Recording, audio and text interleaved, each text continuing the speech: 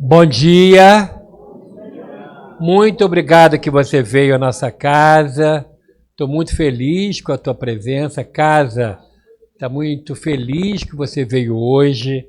Dedicar um tempo da vida para estudar a doutrina espírita é algo essencialmente libertador, porque a doutrina nos ensina aquilo que lá fora ninguém fala. Tem caminhos, meios e modos para a gente melhorar, para a gente entender a doutrina, a entender a vida, a luta que a gente tem. Então, momentos como esse são importantes na nossa vida espiritual.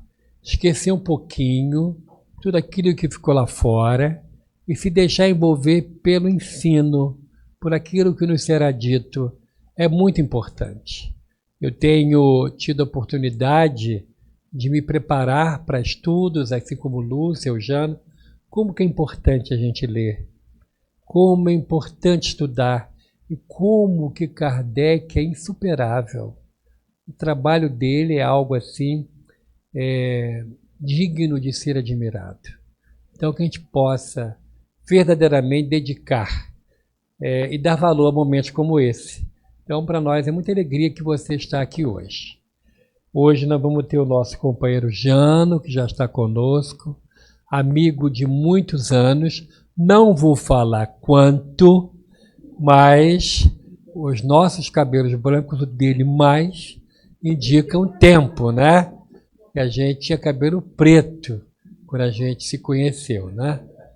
Mas é de uma alegria grandiosa, ele amigo da casa, nos ajuda muito, está sempre aqui com a gente.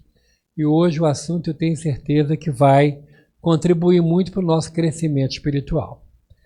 É a página de abertura do livro Caminho, Verdade e Vida, Chico Xavier, é o médium Emmanuel, o Espírito, se intitula Ciência e Amor.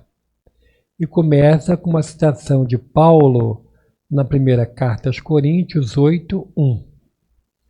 A ciência incha, mas o amor edifica. A ciência pode estar cheia de poder, mas só o amor beneficia. A ciência, em todas as épocas, conseguiu inúmeras expressões evolutivas. Vemo-la no mundo, exibindo realizações que pareciam quase inatingíveis. Máquinas enormes cruzam os ares e o fundo dos oceanos. A palavra é transmitida sem fios a longas distâncias. A imprensa difunde raciocínios mundiais. Mas, para essa mesma ciência, pouco importa que o homem lhe use os frutos para o bem ou para o mal. Não compreende o desinteresse nem as finalidades santas. O amor, porém, aproxima-se de seus labores e retifica-os, conferindo-lhe a consciência do bem. Ensina que cada máquina deve servir como utilidade divina no caminho dos homens para Deus, que somente se deveria transmitir a palavra edificante como dádiva do Altíssimo, que apenas seria justa publicação dos raciocínios elevados para o esforço redentor das criaturas. Se a ciência descobre explosivos, esclarece o amor quanto à utilização deles na abertura de estradas que liguem os povos. Se a primeira confecciona um livro, ensina o segundo como gravar a verdade consoladora. A ciência pode concretizar muitas obras úteis, mas só o amor institui as obras mais altas. Não duvidemos de que a primeira, bem interpretada, possa dotar o homem de um coração corajoso Entretanto, somente o segundo poder pode dar um coração iluminado. O mundo permanece em obscuridade e sofrimento, porque a ciência foi assalariada pelo ódio, que aniquila e perverte, e só alcançará o porto de segurança quando se render plenamente ao amor de Jesus Cristo. Vamos convidar a Lúcia para a prece inicial, por favor.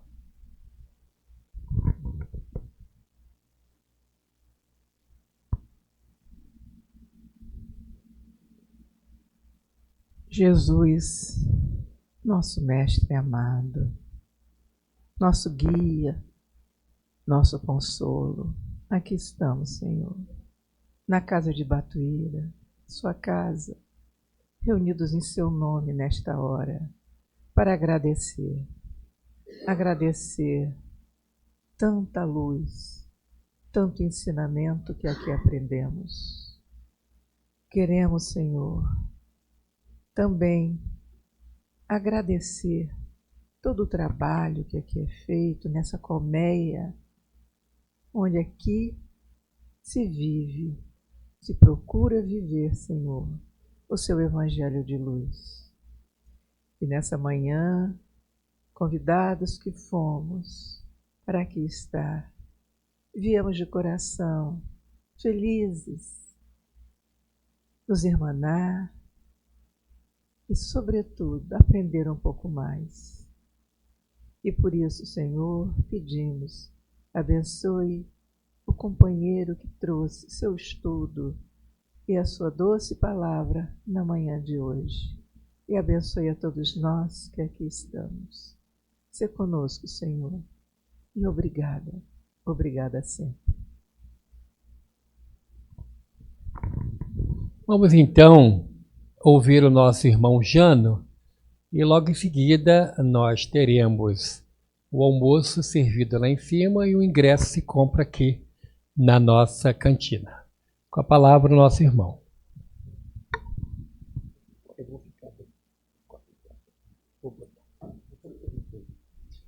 Minha gente, muito bom dia a todos.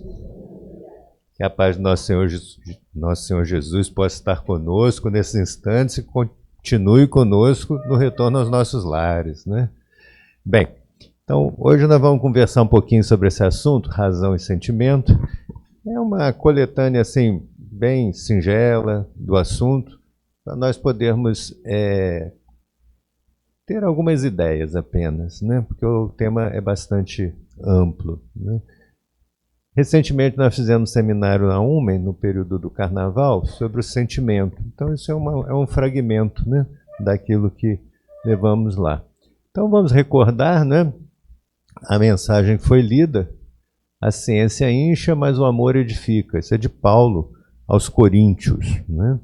Bem, e aqui eu reproduzi a mensagem, né? Vou ler mais um trecho de uma outra mensagem de Emmanuel, que ele fala sobre a questão da religião e sentimento. Ele diz assim, olha: a ciência multiplica as possibilidades dos sentidos e a filosofia aumenta os recursos do raciocínio. Mas a religião é a força que alarga os potenciais do sentimento.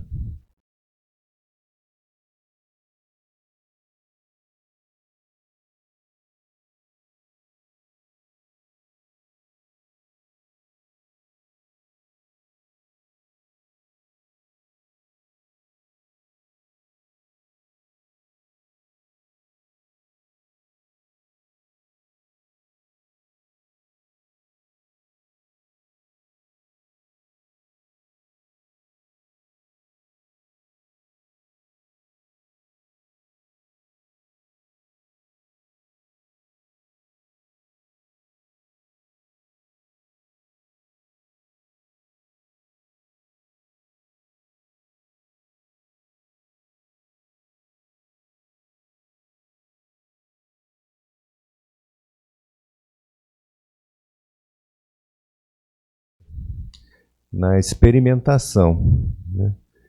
E tem as suas consequências religiosas para nós. Pessoas que estudam do ponto de vista assim, das ciências sociais, a questão da religião, definem normalmente religião como alguma coisa que tem dogmas, dias consagrados, rituais, e que as pessoas precisam seguir aquilo. Mas isso é o resultado de nós observarmos as religiões que existem. O Espiritismo é uma religião onde nós não temos nada disso, não temos dogmas, não temos... temos dogmas no sentido de ter princípios, né, doutrinários, mas nós não temos dogmas que seriam coisas que são impostas, apesar de serem irracionais, por exemplo. Não, isso o Espiritismo não tem. Não tem dias consagrados, não tem roupas próprias, rituais, nada disso. Mas é religião no sentido de quê? Que nos faz realmente nos religarmos com Deus, né? Então nem sempre nós precisamos desses aparatos externos para sermos religiosos. Então a doutrina espírita é religião também, né?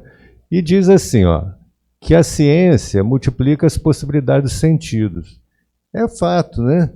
Por exemplo, nós olhamos um objeto qualquer, vamos dizer que seja uma flor, né? E nós encontramos muitas belezas ali naquela flor. Mas quando nós colocamos uma lupa, nós vamos ver coisas que nós não estávamos conscientes. Aquilo expande os nossos sentidos e nós somos capazes de admirar mais ainda, não é assim? Então, a ciência faz isso. Ela lança essa lupa sobre uma série de aspectos e expande a nossa percepção, né? Com instrumentos mais diversos. Com o telescópio nós vemos o universo, com o microscópio nós vemos o universo infinitamente pequeno e assim por diante. A filosofia aumenta os recursos do raciocínio. Por quê? Porque a filosofia, o instrumento da filosofia é a razão, é o pensamento, né? A ciência é a experimentação, a filosofia é o pensamento, o raciocínio, a lógica. Mas a religião é a força que alarga os potenciais do sentimento, né? Bem, e é no sentimento que mora o centro da nossa vida. A mensagem original mostrou isso, né? Porque na ciência nós podemos desenvolver muitas coisas boas, né? Mas a ciência em si, ela, de certa maneira, nós não podemos dizer que a ciência em si é amoral, as pessoas não são amorais, né? Mas a ciência em si, vejamos, nos dias de hoje nós vemos exemplos muito grandes disso, né? A inteligência gerando, por exemplo, armas que são cada vez mais poderosas, que subjugam, né? Podem subjugar um país inteiro por conta daquela tecnologia que se desenvolveu, né? E isso então é a razão, é o pensamento, é o raciocínio, a razão, o conhecimento, a ciência, né, a tecnologia, mas sendo utilizada para finalidades que não são sempre as melhores. A gente conhece o caso do Santos Dumont, né, que criou o avião, depois caiu num sofrimento muito grande por ver o avião sendo utilizado para a guerra, que absolutamente não era essa a intenção dele. Então as melhores intenções podem ser modificadas. Ou seja, é o sentimento que nos caracteriza efetivamente, não só como seres humanos, mas como seres humanos que estão se espiritualizando. Isso é o sentimento, né? Bem, mas significa isso dizer que nós estamos falando mal aqui da ciência, do conhecimento? Não. Na verdade, não é isso. Nós não podemos menosprezar a ciência. O próprio Kardec dizia que ou o espiritismo seria científico ou ele não vingaria. Por quê? Era necessário ter o suporte experimental para aquilo, né? Porque até então, todas as outras religiões, baseadas em revelações, como o espiritismo também é baseado na revelação, como não havia esse suporte, essa base científica, ela era alvo de uma série de considerações, de críticas, de dúvidas. Mas o Espiritismo traz os preceitos espíritas e são baseados na experimentação e na lógica. Então nós temos uma evidência muito forte da verdade daquilo que o Espiritismo nos traz. Bem, então nós não estamos aqui criticando o conhecimento e a ciência, né?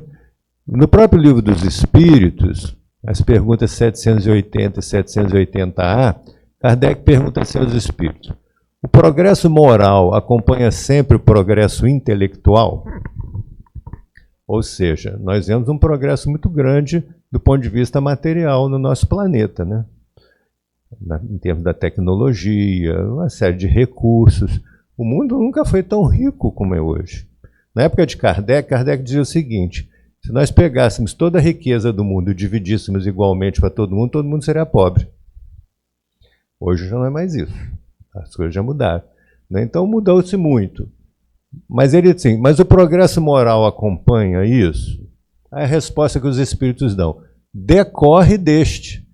O progresso moral decorre do progresso intelectual, mas nem sempre o segue imediatamente. Às vezes há uma defasagem, né, entre o desenvolvimento intelectual e o desenvolvimento moral. E aí Kardec pergunta: como pode o progresso intelectual engendrar progresso moral? Né? Gerar esse progresso moral. Aí ele diz, fazendo compreensíveis o bem e o mal. Então, através do progresso intelectual, nós somos mais capazes de realmente entender o que é o certo, o que é o errado, o bem e o mal. O Hélio falou aqui sobre o estudo da doutrina espírita. Veja, esse é um estudo, é uma atividade intelectual. Nós estamos conhecendo aquilo que a doutrina espírita está nos dizendo e nós vamos passar aquilo pelo crivo da nossa razão, vamos falar, não, é verdade. A nossa razão reconhece que isso é o correto. Então nós conseguimos, através da razão, estabelecer para nós o que é o certo e o que é o errado. Isso é o primeiro passo para nós começarmos aqui a agir da forma certa. Não é isso? Então é necessário. Então ele diz, fazendo compreensíveis o bem e o mal, o progresso intelectual engendra o progresso moral. O homem, desde que conhece o bem e o mal, ele pode escolher. O desenvolvimento do livre-arbítrio acompanha o da inteligência e aumenta a responsabilidade dos atos. Então, à medida que nós vamos tendo mais conhecimento, nós temos mais facilidade de julgar as coisas. Se nós temos um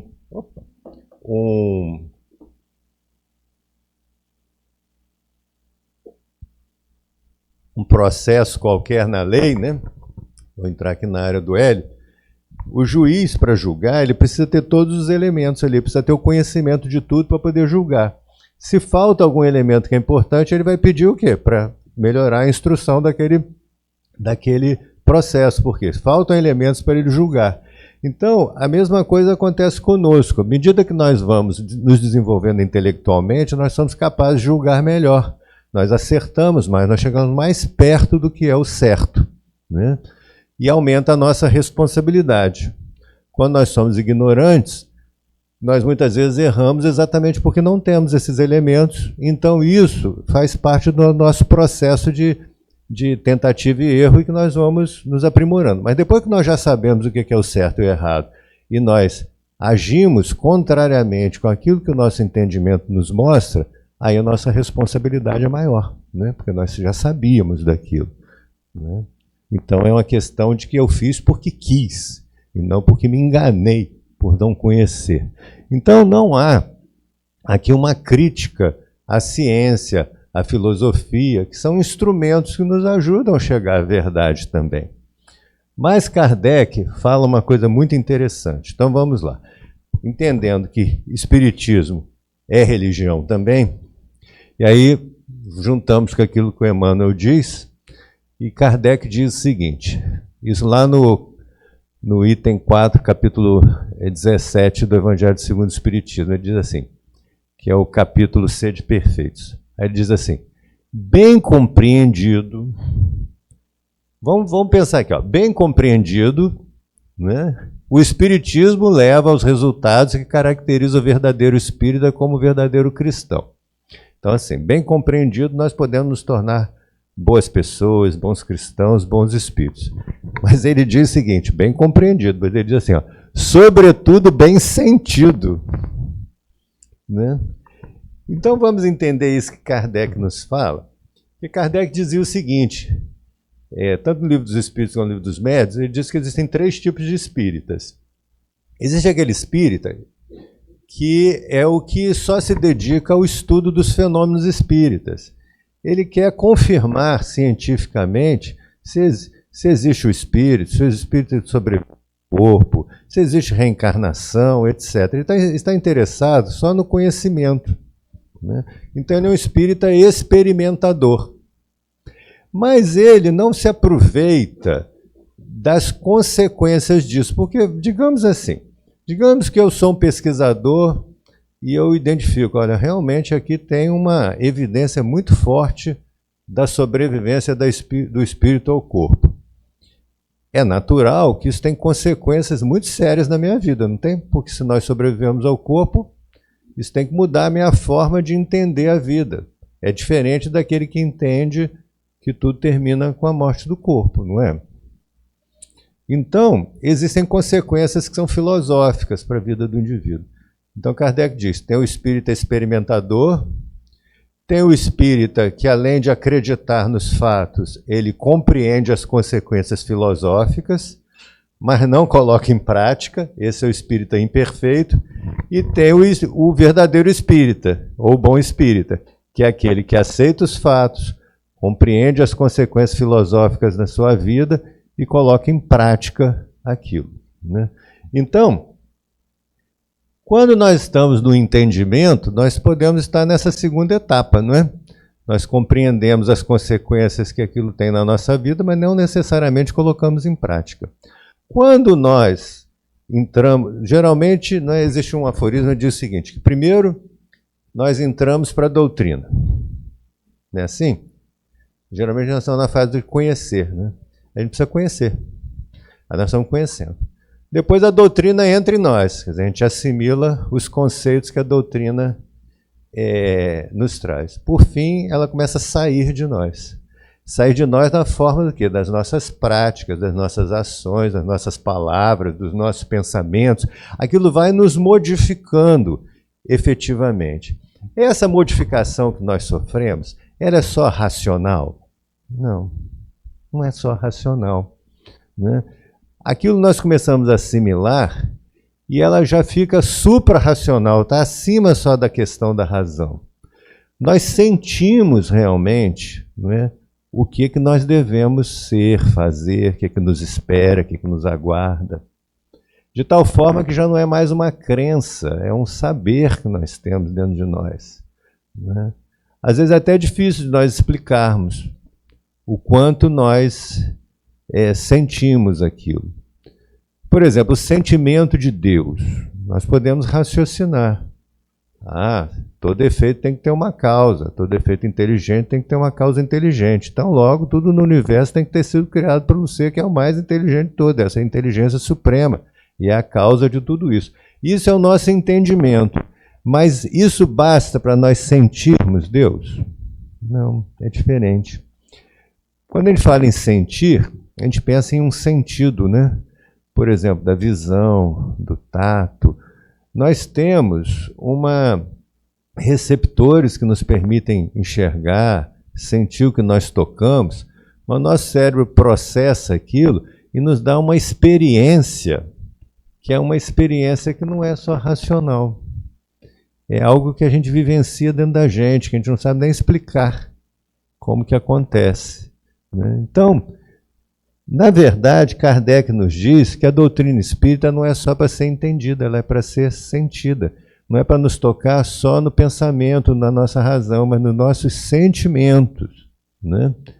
Então, bem compreendido, mas sobretudo bem sentido. Bem compreendido envolve a razão, não é isso? Bem sentido envolve o afeto, o coração, o senso moral.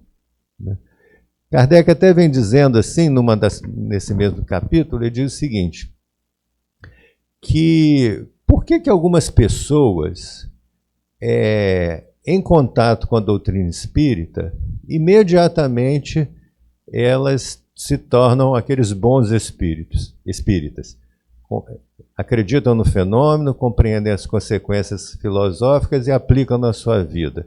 E outros não. Será porque a doutrina tem alguma falta de clareza? Não, não é por causa disso. A doutrina é muito clara. Será porque precisa ter uma inteligência fora do normal para isso?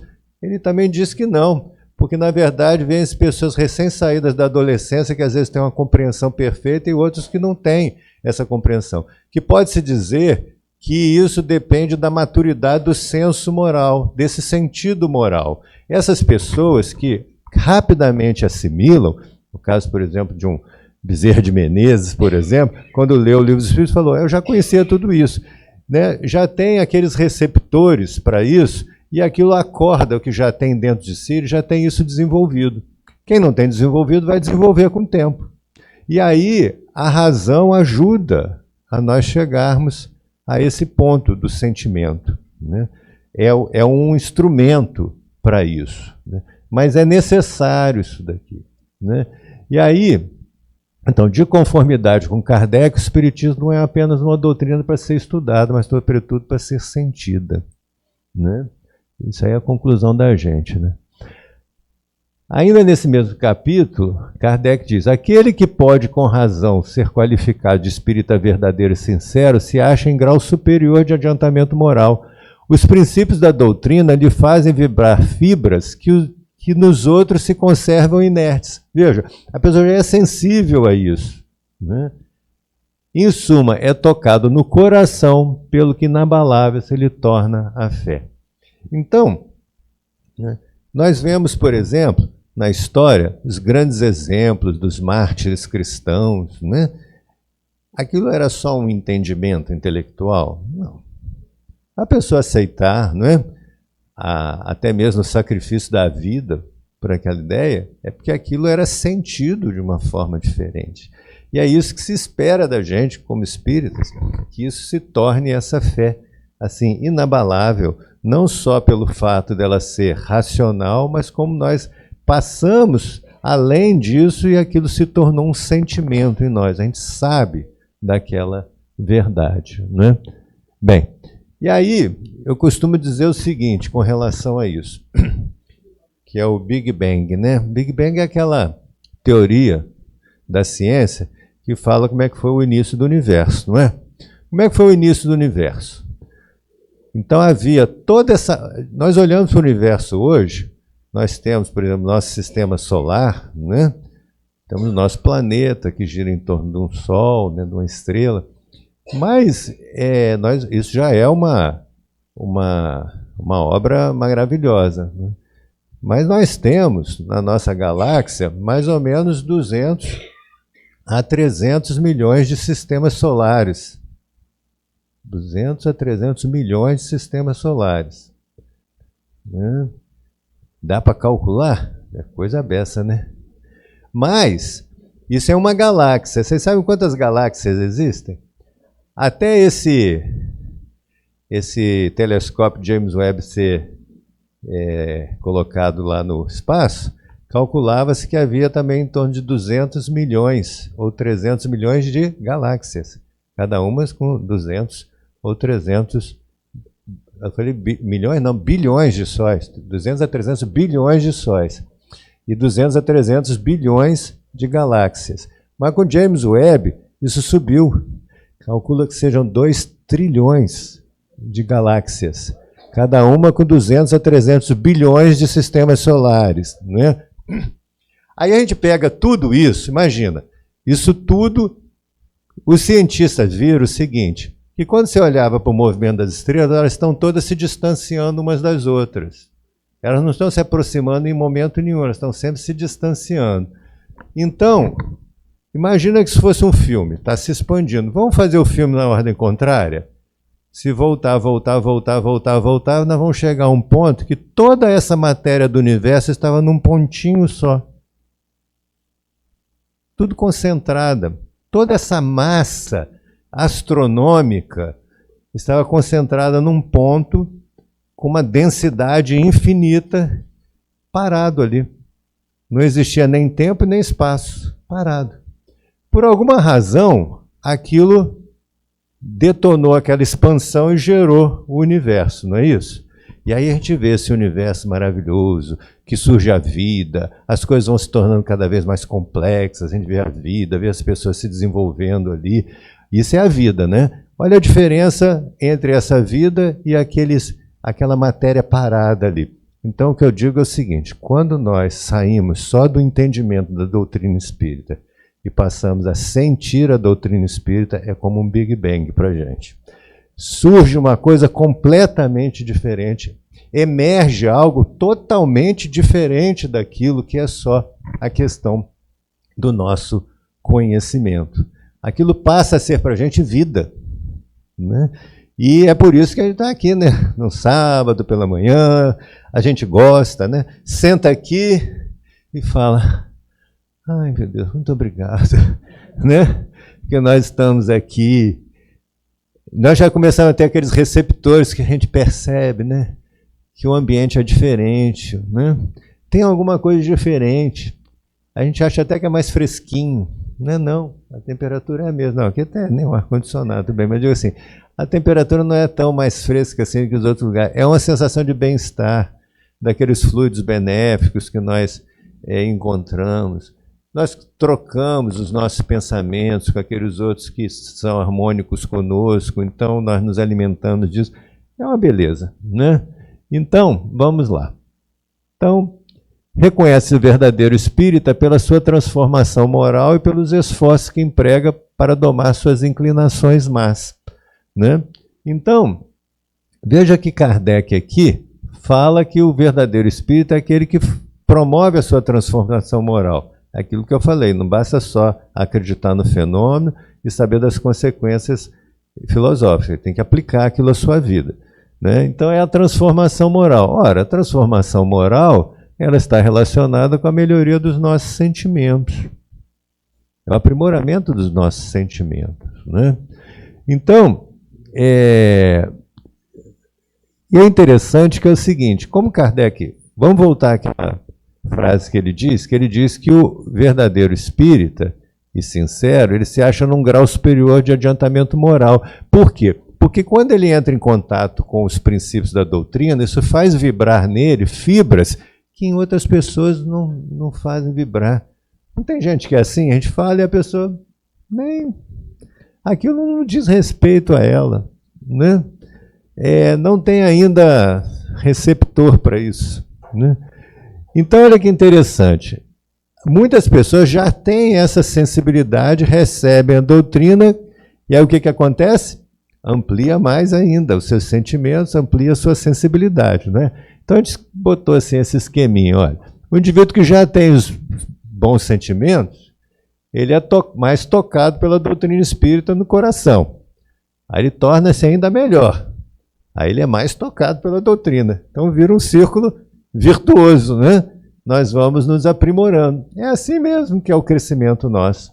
Aquele que ainda não tem, ele vai adquirir isso com o tempo e vai pelo caminho da razão primeiro, né? Então esse é o caminho que a gente segue. Então assim, a compreensão intelectual não basta, é preciso que o conteúdo da doutrina toque o sentimento, transforme a maneira como a pessoa se relaciona consigo mesma, com os outros e com Deus. Então nós não trouxemos aqui, mas tem uma mensagem do Emmanuel muito boa que fala exatamente sobre isso. Ele diz assim, olha, a doutrina te tocou a alma, né? Mas se isso não se transforma em modificação sua, o que você está fazendo da doutrina? Porque o Emmanuel, quem já leu lá a Renúncia, lembra que Emmanuel, na outra encarnação, foi o Padre Damiano, né?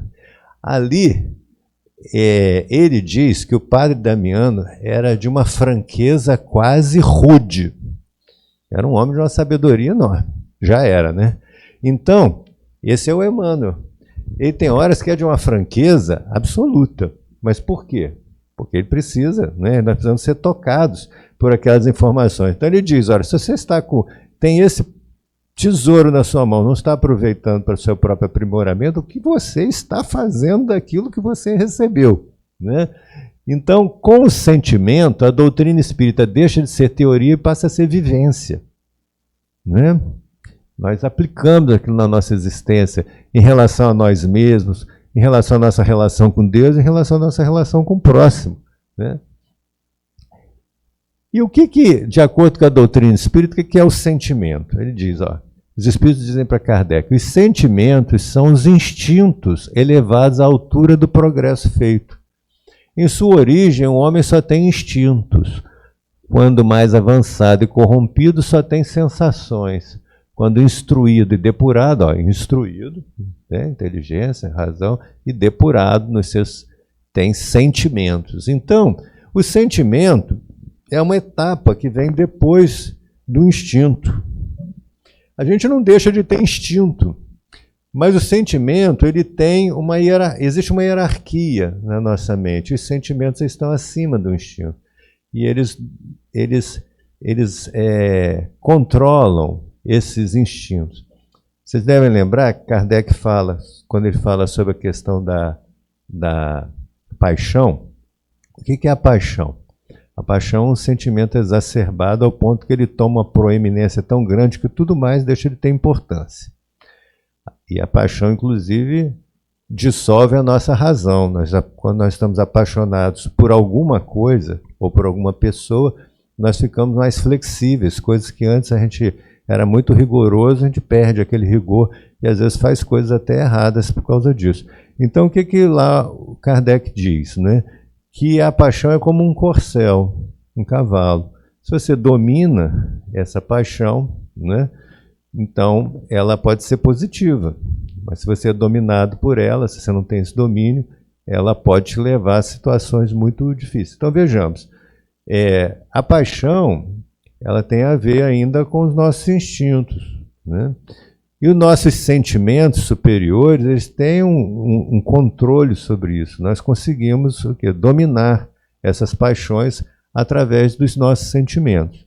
No livro, o livro Renúncia, ele é muito interessante nesse sentido, né? Porque mostra exatamente isso. Todo o trabalho da Alcione, ao longo do livro, mostra isso, né? Como que os sentimentos superiores que ela trazia faziam com que ela superasse todas as circunstâncias da vida e até mesmo a questão que ela amava uma determinada pessoa, mas aquilo vai sendo adiado, né? O momento que ela poderia ter aquela vida com aquela pessoa. Por quê? Porque os seus sentimentos vão mostrando, né, o que era o mais importante naquele momento, o que era o adequado.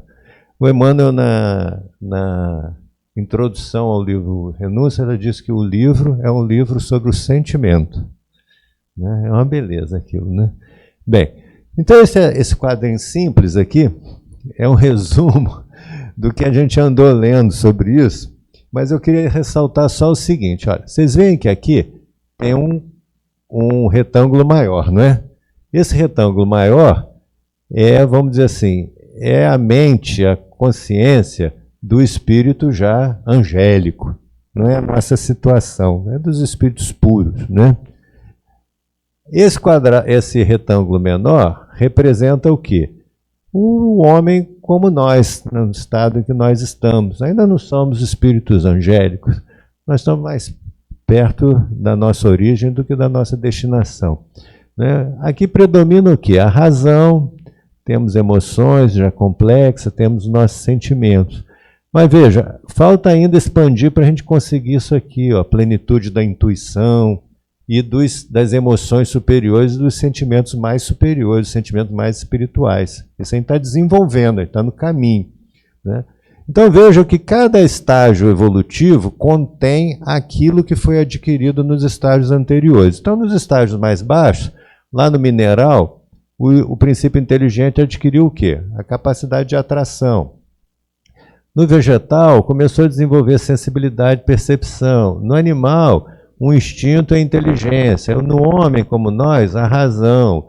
E nos estágios mais superiores, os espíritos vão desenvolver a intuição. É uma forma de conhecimento que está acima da razão, é suprarracional, né? É por isso que os espíritos, às vezes, aprendem as coisas com tanta facilidade. Eles são capazes de assimilar a coisa como um todo, e não fazendo o processo racional como nós fazemos. Isso os espíritos nessa condição. Então vejamos que mesmo o espírito angélico, ele não deixa de ter atração, sensibilidade, instinto, inteligência, razão, ele continua tendo os instintos. Mas o que acontece? Essas conquistas superiores, elas têm uma hierarquia, elas dominam as anteriores, né? Então, do ponto de vista afetivo, a gente não vai entrar aqui muito na explicação do que é isso, senão a gente gasta todo o tempo da palestra falando isso, mas assim, estados afetivos são aquelas coisas que dizem para a gente assim, o mais simples é a gente ter, por exemplo, uma sensação e sentir, isso é agradável ou é desagradável. Isso é um estado afetivo. Isso é bom, isso é ruim. Isso é a coisa mais primitiva. Mas depois, a gente desenvolve as emoções primárias, né? Que a gente pode falar aqui, por exemplo, em raiva, medo, alegria, felicidade, nojo, né? Depois tem as emoções mais complexas, vergonha, constrangimento, né? Tem uma série de outras emoções mais complexas. E existem as emoções mais superiores, são as emoções do espírito, que é aquela que a gente tem quando a gente realiza alguma coisa de bom, né? Que a gente se sente bem com aquilo. São as emoções. Só que as emoções são experiências afetivas que elas são de curta duração, de grande intensidade. Então, por exemplo, eu levo um susto, tenho um medo. Daqui a pouco aquilo passa. Não é isso? Foi muito intenso, mas passou. O sentimento não. É um estado mais prolongado. Eu tenho um sentimento por alguém. Isso tem uma duração, não quer dizer que não possa mudar, muda com o tempo, mas ele é bem mais duradouro e não tem essa intensidade tão grande. As emoções, elas se manifestam no corpo. A gente tem uma emoção, o coração dispara, a gente treme, sua, a boca seca, o olho dilata, né? Tem toda a pupila dilata, os pelos se eriçam de acordo com o tipo de emoção, não é assim? Se manifesta no corpo. O sentimento não, ele é vivenciado dentro da gente, né? E esses sentimentos também eles vão se aprimorando. Bem, o que acontece? Então a gente trabalhou, para esse trabalho que a gente fez lá para a UME, no seguinte sentido. Nós temos muitas funções na nossa mente, né?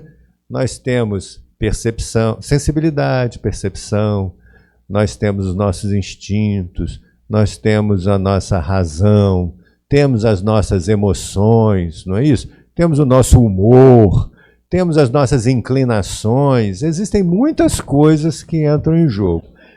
A síntese de tudo isso, de todas as nossas vivências, o resultado disso final vai ser o quê? Um sentimento. Por isso que a gente vê, olha, aqui no indivíduo mais evoluído, predominam o quê? Só os sentimentos, sentimentos espirituais, né? Ele conseguiu, todas essas coisas que vêm antes aqui, elas são utilizadas, são processadas e geram no indivíduo um sentimento. Só que isso é uma via de mão dupla. Então, por exemplo, uma emoção pode interferir no nosso sentimento? Pode, não pode? Se nós tivermos, por exemplo, uma emoção repetida, positiva ou negativa, ela não pode contribuir para gerar em nós um sentimento? Pode. Mas se eu já tenho um certo sentimento desenvolvido, eu vou atenuar as próprias emoções que eu sofro. Então é uma via de mão dupla, né? Bem, então esse é o processo nosso de crescimento, é o desenvolvimento dos nossos sentimentos. É isso que nós precisamos fazer, né? Esse que é o nosso processo, né? Então aqui eu represento isso. Olha, várias outras funções cerebrais, todas mentais, cerebrais não, mentais, ou do próprio espírito, se a gente quiser dizer, elas têm relação com a afetividade, né? E a afetividade tem a ver com todas essas outras relações. Inclusive tem repercussões sobre o corpo. Esse é o princípio da medicina psicossomática. Entender como que emoções e sentimentos vão se manifestar no corpo. Isso hoje não é mais conversa de coisinha assim, falar de energia só, de fluido. Não, isso existe, por exemplo, uma ciência hoje que é chamada PINE, P-I-N-E, Psicoimunoneuroendocrinologia, que diz o seguinte, olha, A gente tem uma emoção, tem um sentimento. Isso acontece onde? Na nossa mente. Isso vai repercutir no sistema nervoso. Não vai? O sistema nervoso vai atuar sobre o sistema endócrino. E o sistema endócrino vai atuar sobre a nossa imunologia. Então a gente pode ter uma infecção porque, por causa de um estado mental, a gente vai ficar mais propenso a uma doença, por exemplo. Então isso é muito estudado hoje, né? Então, o sentimento seria a síntese de tudo isso daqui, inclusive de todos os estados afetivos, das emoções, do humor, das nossas inclinações, não é? E a gente apresentaria um sentimento. E aí olha o que o Emmanuel fala. Há muitos sentimentos que te animam há séculos. Se tem muitos séculos, não deve ser um sentimento muito bom, não, porque a gente tem mais coisa, né? Te animam há séculos, imitando em teu íntimo o fluxo ou refluxo da multidão. Passam apressados do teu coração ao cérebro e voltam do cérebro ao coração. Sempre os mesmos, incapacitados de acesso à luz espiritual. O André Luiz diz que há seres que estão há mais de 10 mil anos no mundo espiritual sem sair daqui da crosta. Encarna e desencarna sem sair da esfera da crosta, né? Porque não se modifica. Então, tem coisas que nós somos muito rígidos, né? E a gente precisa realmente modificar esses sentimentos. Então, urge reconhecer que no sentimento reside o controle da vida. E aí, né, ainda no Livro dos Espíritos, quem quiser, ainda nessa vida, ir se aproximando da perfeição moral, deve expurgar o seu coração de todo sentimento de egoísmo, né? Visto seu egoísmo incompatível com a justiça, o amor e a caridade. Mas a gente pode tirar um sentimento, a gente pode, né, expurgar um sentimento. Se os Espíritos estão dizendo que quem tem que expurgar isso do coração deve ter. Então vamos pensar, se o sentimento é a síntese de todas aquelas outras coisas, a gente pode usar o quê? O nosso raciocínio, a nossa razão, para irmos mudando o nosso entendimento das coisas. A gente usa da vontade para poder se modificar. E é nesse sentido que eu vou trazer aqui uma palavrinha, né? Sobre como que a gente pode fazer esse exercício de modificação. No Livro dos Espíritos tem a resposta de Santo Agostinho a respeito de como nós podemos fazer para irmos nos modificando, não é isso? Esse aqui é parecido, é na mesma linha. Isso é o Padre Damiano, no livro Renúncia, né? Renúncia, está lá, no livro Renúncia. Ele conversando com a mãe da Alcione, né? Ele diz para ela assim, sobre a oração: quanto a mim, considero que cada dia é uma oportunidade renovada para o labor de nossa redenção.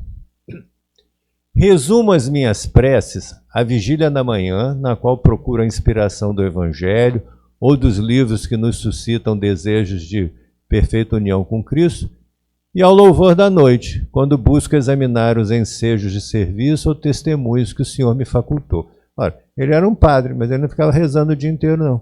Ele disse que ele orava de manhã e à noite. De manhã, aí ele vai explicar o que ele fazia. Ele diz, faço a vigília matinal e à noite rendo graças ao Pai em consciência pelos favores que me foram dispensados. Na vigília matinal, o que ele fazia? Estabeleço propósitos redentores. Ele fala assim, olha, hoje eu vou me comportar de tal maneira, vou tentar agir de tal maneira. Aí, e à noite? À noite ele julgava a si mesmo para verificar onde estavam cristalizadas suas maiores fraquezas, a fim de emendá-las no dia seguinte. O mundo, a meus olhos, é uma vasta oficina, onde poderemos consertar muita coisa, mas reconhecendo que os primeiros reparos são intrínsecos a nós mesmos, é no nosso sentimento, né? Então o que ele diz ali é o seguinte, que nós, de manhã, porque a nossa oração muitas vezes é resumida a pedir coisas, né? Olha o tipo de contrato que ele faz ali com Deus. Olha, isso aqui é um acordo, olha, eu preciso da força para poder me modificar nesses aspectos. Quando chega, errei, não consegui. Então, no dia seguinte, ele vai insistir nisso. Com isso, a gente vai se melhorando, não vai? É mais ou menos a resposta que o E o Santo Agostinho dá. Mas ele diz o seguinte, aí, esqueci de colocar aqui, aí a Margarida, né, eu ouvi essa explicação e falo, você falou da manhã e da noite, e o dia? Aí fala, o dia eu trabalho. Olha que coisa interessante. Em outras palavras, isso tem tudo a ver com o que o Calderaro fala no livro No Mundo Maior. No Mundo Maior, o Calderaro apresenta um modelo da mente em 3 andares, né? Então ele diz o seguinte, olha, o andar inferior, que é o nosso porão, onde tem os nossos instintos, a nossa memória, tudo aquilo que nós já adquirimos, né? De bom e de coisa que a gente ainda não adquiriu de bom, né? Traz ali. O andar intermediário é o das nossas coisas do dia a dia. Por exemplo, nos dão uma tarefa qualquer. Ó, me ajuda aí, prepara aí uma planilha que você faça isso, aí a gente dá tratos à bola para resolver aquilo, certo? Isso é o andar intermediário da mente, as nossas resoluções do nosso momento atual, assim vai. E o andar superior é das nossas aspirações. Aí ele mostra ali vários casos de pessoas que estavam fixadas no andar inferior.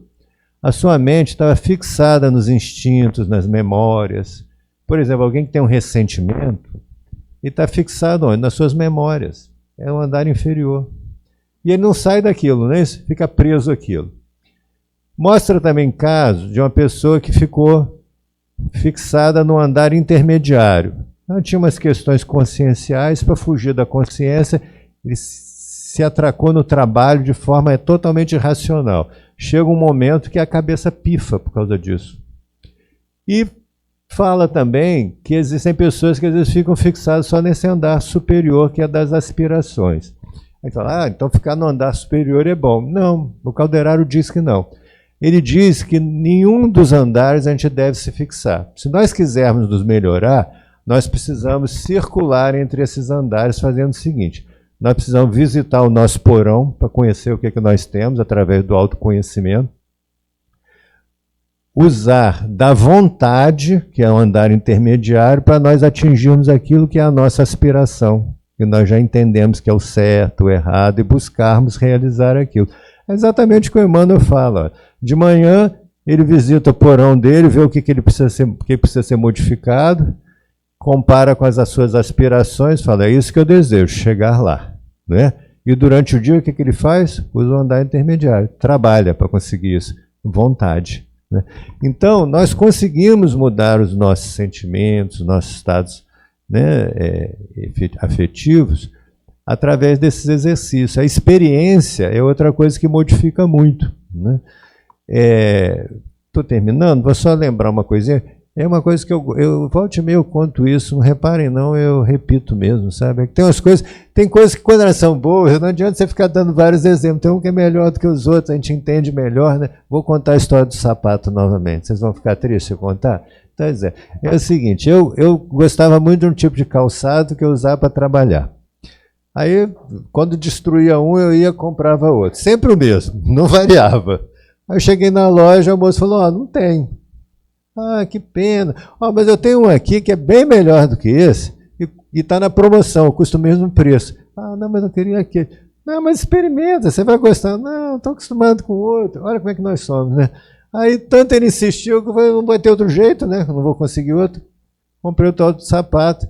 Era um sapato que era até melhor, que era de pelica, essas coisas. Aí eu peguei e comecei a usar. O duro foi voltar atrás. Porque era tão melhor do que eu estava acostumado. Então, isso é necessário na nossa vida. A gente precisa experimentar certas coisas, experimentar o que é bom, porque quando é bom a gente gosta. Né? E aí o que acontece? Às vezes a gente fala para as pessoas, assim, às vezes as pessoas estão com algum problema psíquico, né?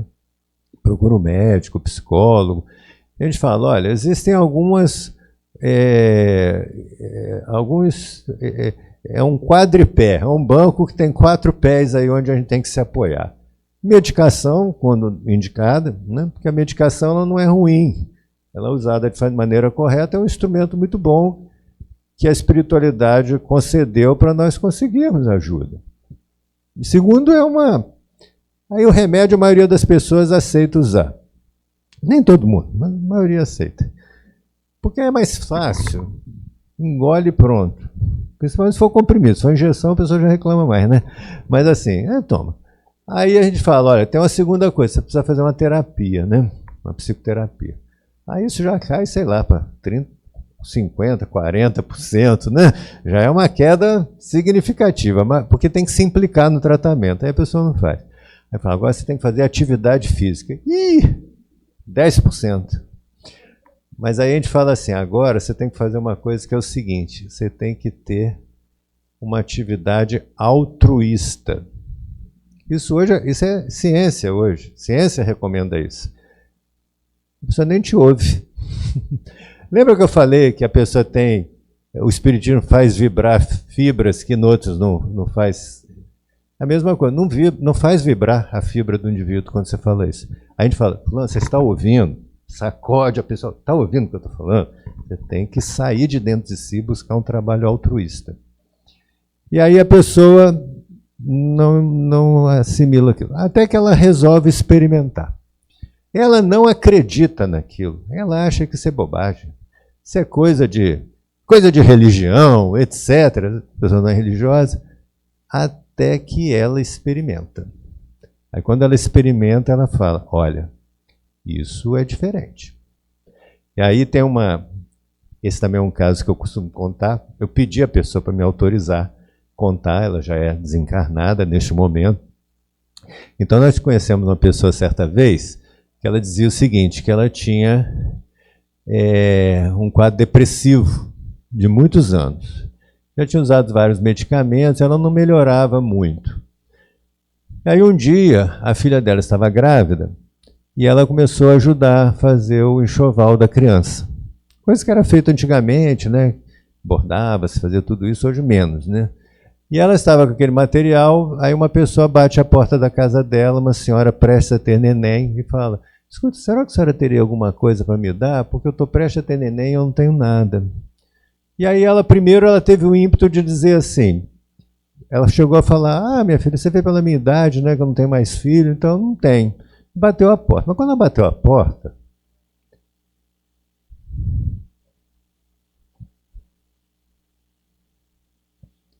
aí ela pensou assim, mas eu tenho, né? E correu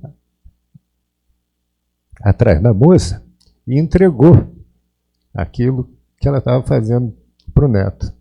E aí ela me disse o seguinte, Jano, interessante, naquele momento foi a primeira vez em muitos e muitos anos que eu me senti feliz, né? Aí eu pensei, eu tomo remédio, não fico boa totalmente, melhora, mas não fico boa totalmente, eu vou começar a fazer enxoval para as crianças. E começou a fazer. E aí ela melhorou de fato. E aí as amigas que viam, diziam assim, fulana, qual é o psiquiatra que você está frequentando? Qual é o remédio você está tomando? Porque você está muito melhor, eu estou fazendo enxoval para criança. E ela fez uma ONG na casa dela, em que mulheres deprimidas se reuniam para poder fazer enxoval para as crianças. E muitas pessoas se melhoraram. Então, é isso, a gente precisa experimentar, né? Então, essa é a nossa mensagem final aqui. Fica com a lembrança.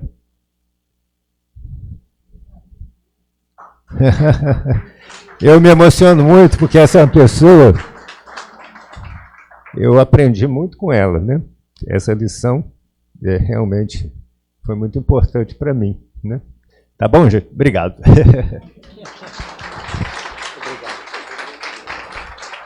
Nós agradecemos muito ao nosso irmão, companheiro, Jano, pela exposição. E antes da gente encaminhar para o almoço, tem alguns avisos. Nós gostaríamos de fazer um convite. Há já 20, quase 30 anos, que na Semana Santa nós visitamos uma região muito carente no estado do Rio de Janeiro de trabalhos doutrinários. Uma região serrana, lá depois de Nova Friburgo, 1 hora ainda. Então, a região de Santa Maria Madalena.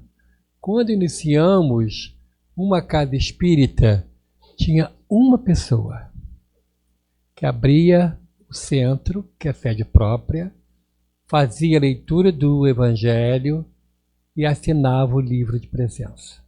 uma pessoa.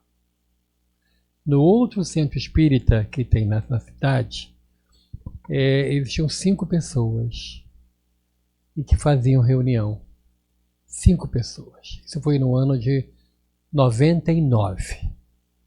Foi muito interessante porque eu estava recém-eleito para a federação, para a FES, quando fui lá sem conhecer as pessoas que estavam à frente. E fiquei com a Cici, a minha esposa, numa pousada, uma cidade minúscula, tem 2 ruas, uma vai e outra vem. Mas 2 centros antiquíssimos. E estava bem frio, que lá bem alto, bem frio. E eu falei com a Cícia, vamos lá na Casa Espírita. O primeiro nome era União dos Crentes, o nome do centro. Hoje tem outro nome. E aí, quando nós fomos, era uma casa muito singela. Uma casinha antiga, muito singela, com bancos de madeira. E eu sentamos lá ao fundo, e as 5 pessoas lá, e a dirigente estava fazendo a prece de encerramento. E tinha um garrafão de água em cima da mesa. E ela pôs a mão sobre o garrafão e fez uma prece muito bonita, pedindo ao Dr. Bezerra para transformar aquela água na água do arrependimento. Eu não entendi nada. Mas fiquei em silêncio, assim também.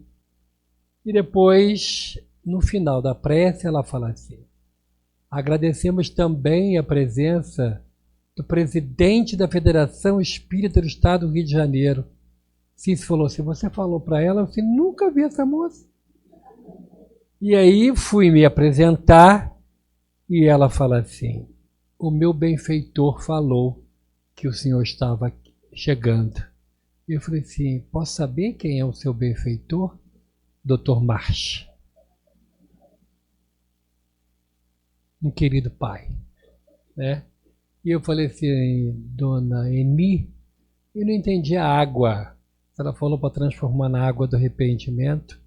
Essa água a gente leva para a cadeia, para os presos tomarem. E eles ficam esperando a água.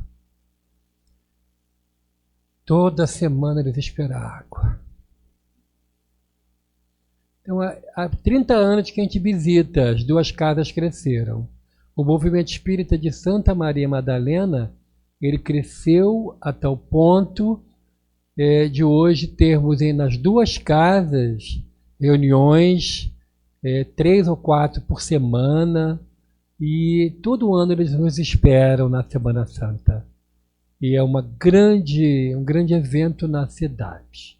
Da última vez, tinham católicos, protestantes, nos esperando chegar. A cidade para a gente chegar. Então é algo muito, muito delicioso. A gente sente a doutrina. Não é só conhecer, sente. E sente o amor das pessoas lá, né? E aí, dessa vez, nós vamos falar sobre a mediunidade com Jesus. Temos o companheiro Pedro Camilo, que vai estar vindo de Salvador, na Bahia, para nos acompanhar nessa caravana. Então, quem quiser, temos inscrições aqui com a nossa Roméria, para as pessoas irem lá. Não tem nenhum objetivo de lucro, é só para ressarcir as estadias no hotel em Cantagalo e lá também para conhecer e conviver com esses irmãos que nos amam profundamente, né? Então nós vamos ter os estudos sobre a Dona Ivone Pereira, vai ser algo muito interessante, muito importante. Quem quiser é só falar com a Roméria para a gente somar esforços e ajudar os irmãos lá.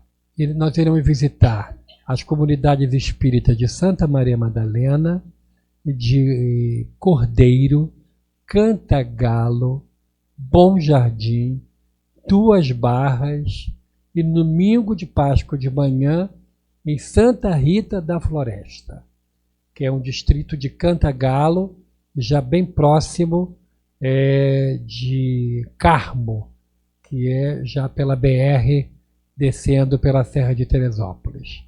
É uma atividade que há 30 anos a gente participa e que a gente sente o Espiritismo. É muito diferente. É diferente daquilo que a gente convive aqui. São criaturas muito puras no interior do Estado e que precisam muito de nós. Então, quem quiser somar conosco, tem inscrição com a nossa Roméria, né? Temos também aqui fora, para quem quiser, um feirão de R$5 o livro espírita. Você vai fazer a sua biblioteca com o livro espírita usado e vai ajudar o vizinho. Aquela vizinha do 502 que quer livro, você pode levar de presente para ela hoje. Tem ali fora o livro, né? Tá? É o ingresso do convite, com o qual você vai trocar o prato lá em cima. Você pode adquirir aqui na nossa livraria. No mês que vem, no primeiro sábado, nós vamos ter um companheiro, Felipe Mascarenhas, é de Porto Alegre, mas ele está trabalhando no Rio de Janeiro. Então ele vai estar lançando um livro dele. O último livro, ele vai nos falar sobre nós, como fazendo parte da grande criação divina. Nós como parte de um ecossistema. Nós como filhos de Deus, né? E aí me lembrei do benfeitor Dr. Marx, que muitas vezes ele recomenda como tratamento espiritual olhar as estrelas do céu, olhar as ondas do mar. A gente não para. Tem que parar para ver Deus, para sentir Deus. Então isso vai ser um assunto na semana que vem, ou melhor, no mês que vem, no primeiro sábado, e eu tenho certeza que vai ser muito bom para todos nós, né? O cardápio estamos ainda pensando qual país será homenageado, né? Mas nós agradecemos muito ao Jano pela sua disponibilidade de estar conosco e vamos à prece final, para em seguida já irmos para o almoço. Eu não poderei subir, não estou autorizado pelo médico a subir escadas, mas estou aqui vibrando para que você almoce direitinho, tá? E tem lá uma mesa de doces também maravilhoso. Vamos orar. Jesus amigo, muito obrigado pela oportunidade do estudo da manhã. Conhecemos um pouco mais em profundidade os ensinamentos da libertadora doutrina espírita. Rogamos, Senhor, que abençoe a cada irmão, a cada irmã, aqui presente nessa casa que é tua. Abençoa os desencarnados, internados nesse hospital da Casa de Batuíra. Abençoa as famílias que são participantes do programa de sorregimento que a casa oferece. Abençoa cada um de nós em nossas dores íntimas, para que possamos ter sempre o teu socorro a nosso favor, hoje e sempre. Que assim seja, graças a Deus. Muito obrigado porque você veio, agradeço muito, a casa está muito feliz e a gente já está livre para subir para o almoço, tá? Muito obrigado. Muita paz a todos.